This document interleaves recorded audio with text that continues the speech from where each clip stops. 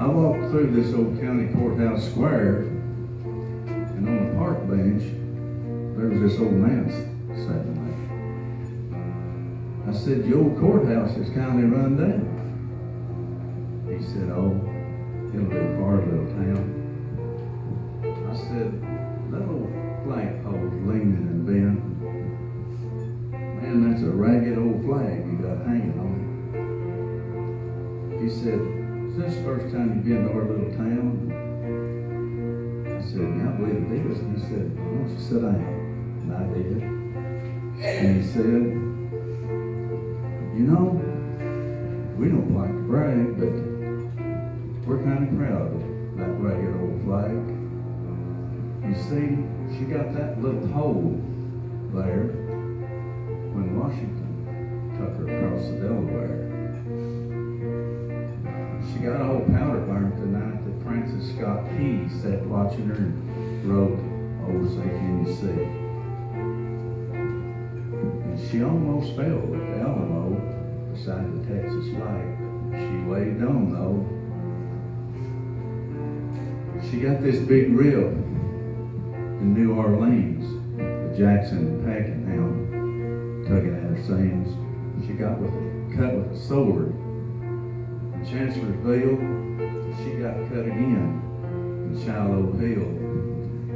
There was Robert E. Lee, Beauregard, and Bragg, and that south wind blew hard on this ragged old flag. She got that big hole there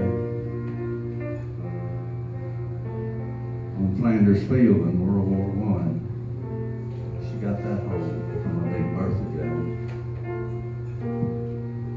She turned blood red in World War II, and she hung limp and low before that one was through. And she's been to Korea,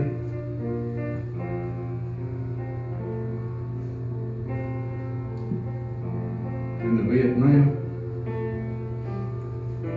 She goes wherever she's sent, our Uncle Sam, and she waves to us from her ships out on the briny foam. But you know, we've about quit waving back here at home. In her own good land, she's been denied and dishonored and refused, and you know, she's even been burned a time or two. I know she's getting a little thread back. She's wearing a little thin. But I believe that she's in good shape for the shape she's in. And as a matter of fact, we do like to brag because we're mighty proud of that ragged